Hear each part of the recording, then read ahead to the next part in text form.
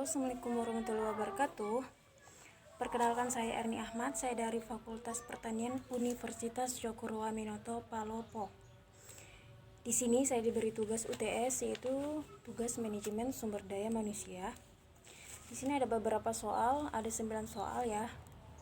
Yang pertama langsung saja saya jawab. Tuliskan salah satu definisi manajemen sumber daya manusia yang saudara ketahui, dan uraikan maksud dan arti dari definisi tersebut. Manajemen sumber daya manusia. Manajemen sumber daya manusia adalah suatu proses menangani berbagai masalah pada ruang lingkup karyawan, pegawai, buruh, manajer, dan tenaga kerja lainnya untuk dapat menunjang aktivitas organisasi atau perusahaan demi mencapai tujuan yang telah ditentukan. Pertanyaan yang kedua, apa yang dimaksud dengan perencanaan SDM atau sumber daya manusia? Uraikan proses perencanaan beserta fungsi serta tujuan perencanaan manajemen tersebut. Yaitu di sini perencanaan sumber daya adalah mengukur bahwa organisasi memperoleh dan memanfaatkan tenaga kerja secara efektif untuk mencapai tujuan.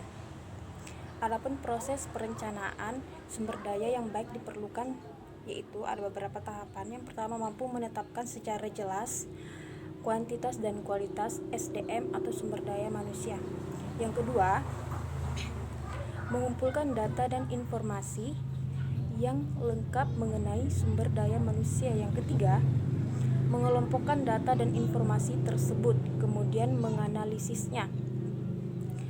Untuk fungsinya, fungsi perencanaan manajemen sumber daya manusia yaitu upaya sadar dalam pengambilan keputusan yang sudah diperhitungkan dengan matang mengenai hal apa saja yang akan dilakukan di masa yang akan datang. Yang pertama, perencanaan atau planning.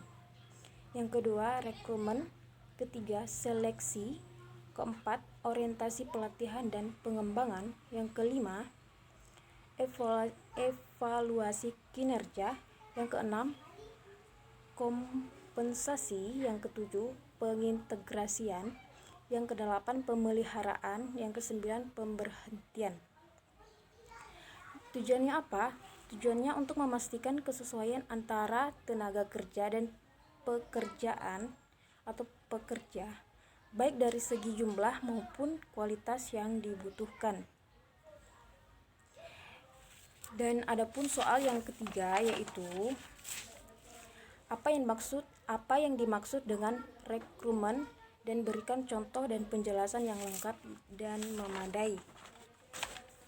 Rekrutmen adalah proses mencari, menemukan, dan mengajak dan menetapkan sejumlah orang dari dalam maupun dari luar perusahaan sebagai contoh atau sebagai calon tenaga kerja dengan karakteristik tertentu seperti yang telah ditetapkan dalam perencanaan sumber daya manusia tersebut. Contohnya yaitu menarik melalui media online. Anda dapat melakukan beberapa variasi konten di setiap saluran yang digunakan. Pastinya jenis dan format konten yang dibutuhkan juga berbeda. Yang pertanyaan yang keempat yaitu di sini yaitu apa yang dimaksud dengan proses seleksi, dan ada beberapa macam dan tahapan seleksi. Sebutkan satu persatu dengan penjelasannya. Baiklah, saya akan menjawab lagi. Yaitu proses seleksi adalah serangkaian langkah kegiatan yang digunakan untuk memutuskan apakah pelamar diterima atau tidak. Adapun tahap-tahapnya, yang pertama, wawancara awal. Tujuannya apa? Untuk menghilangkan para pelamar yang tidak memenuhi syarat.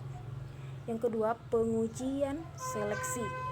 Pelamar akan diuji terlebih dahulu, baru akan dinyatakan lulus dalam proses wawancara. Yang ketiga, wawancara ketenaga kerjaan. Yang keempat, pemeriksaan latar belakang dari referensi.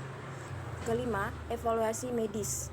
Keenam, keputusan penyeleksian. Ketujuh, surat pengangkatan, atau itu adalah langkah terakhir, surat pengangkatan. Oke, baiklah, saya akan menjawab lagi soal yang kelima. Yang kelima, apa yang dimaksud dengan plasemen, induksi, dan orientasi, dan berikan contoh dan penjelasannya.